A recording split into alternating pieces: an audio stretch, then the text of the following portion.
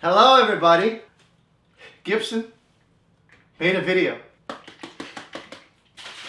They made a video and then they removed the video.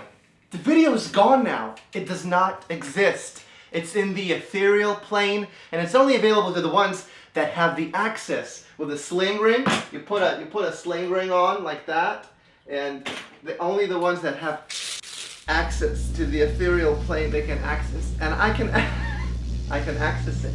I make videos too on YouTube's here, and I know a thing or two, and actually those are the only two things I know about making videos. So I'm going to review this video and I'm going to try to figure out what thought process was used, what type of camera they used, what type of editing software, and ultimately where did it went wrong so that they removed it.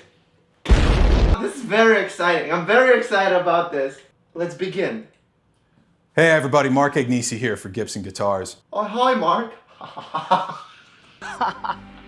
And today I want to take a few minutes to talk to you about originality and what it means to play authentic. You know, for 125 years now, Gibson's been shaping sound across generations, genres of music, and genders, all the way back to the turn of the century. So far so good. Nothing wrong with that. That is true. That is correct. I like the light, the studio lights that they're using. My light is always like super sharp. It always looks like crap. I have these lights like that, so they, you know, and it's not changing much here. With Orville Gibson's innovations in mandolin building, through the 1920s with Lloyd Lohr's perfection of arch-topped instruments, to our fabulous flat tops of the 30s, 40s, 50s, and 60s, which helped shape sound across all genres. Gibson, we love you, but we all know that innovation ended somewhere in the 60s. I think.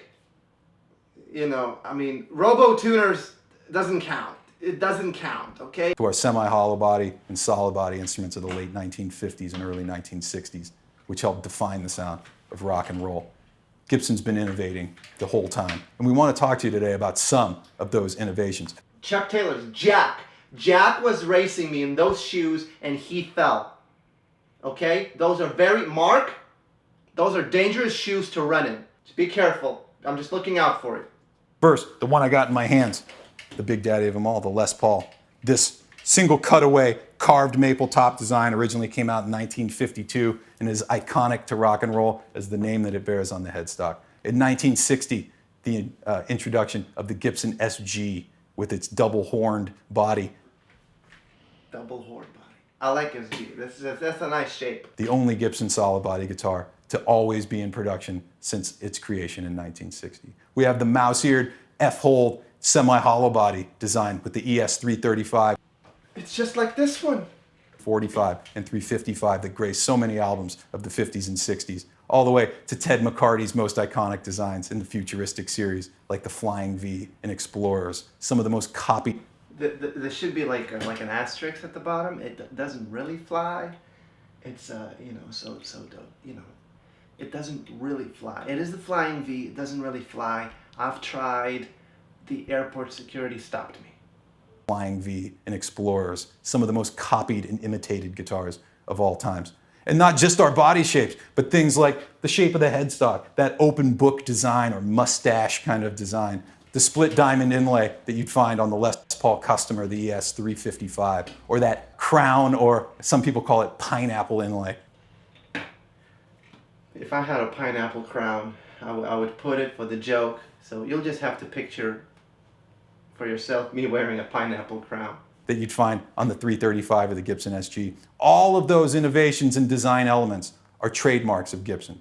Why does this matter? I think the tone is slowly changing. I'm still not seeing where this video is controversial, but I think it's slowly headed in that direction. You know, when the train is riding and it's slowly tipping off the tracks and it's about to fall off the tracks, I think we are reaching that moment in this video. Well, for a few reasons. People ask us a lot about forgeries and counterfeit guitars, you know, often of lower craftsmanship coming in from overseas. But there's some common misconceptions about what a forgery is and what trademark infringement is. Any copy of any one of those designs that we've named is, in fact, by definition, a counterfeit Gibson guitar. It's illegal! It's illegal! This guitar is illegal! Hide it! Hide this guitar is illegal! I hear the helicopter! Can you hear the helicopter? I hear... I'm not gonna let them take you! I'm not gonna let them take you away from... No! Don't cry! Don't take it! Hide it! Can you flush it down the toilet? Can we flush it down the toilet? Can we flush this down? We can put it under the floor. No, we'll never speak of it. Frodo, take it, Frodo! Keep it secret. Keep it safe. That's illegal. What that means for a couple different people. To the What does that mean to a couple different people? manufacturers out there, we want you to know that you've been warned. We're looking out.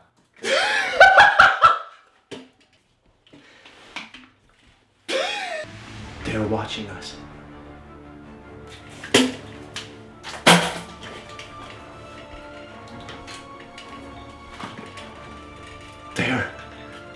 They're watching every move. We've been warned. We're here to protect our iconic legacy and the designs that we've created. That's illegal. I'm gonna go to jail just for having that guitar. I'm telling you. Imagine if you knew the person who made this guitar. You'd get deported. Over generations. To all the people in the film and television and commercial industry, reach out to us. We want to work with you. Stop taping over the logos on the headstocks. By the way, that's not enough to get out of a trademark infringement anyway.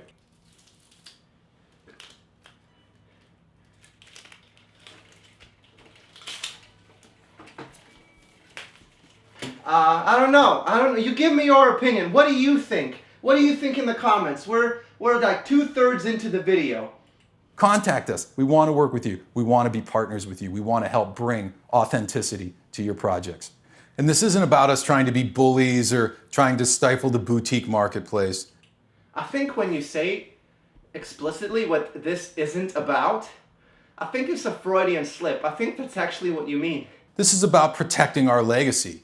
125 years of innovation and relevance in music. Well, I'd say like 125 years of existence, and the first half of that is innovation, and then the rest is just reissues of older models. Music. It's worth protecting, and it's our job, and we will continue to fight to protect our intellectual. This is not a fight. Like, what are you trying? Are you trying to liberate Tibet? Are you trying to liberate people of North Korea? To fight to protect our intellectual property. And to all the players out there, what does this mean? It goes back to what we started talking about, being original and playing authentic. Gibson's been investing money in our factories, in our team of people working, in the content that we're creating to make the Gibson experience the best and make the best guitars we've made in 125 years. And it's our goal that for the next 125 years coming, that will be the most relevant, the most loved, and most played guitar brand in the world. Be original, play authentic, and remember, only a Gibson is good enough. Like, to conclude, very good light. I like the composition with the guitars to his left, the guitars to his right. Chuck Taylor's, nice touch.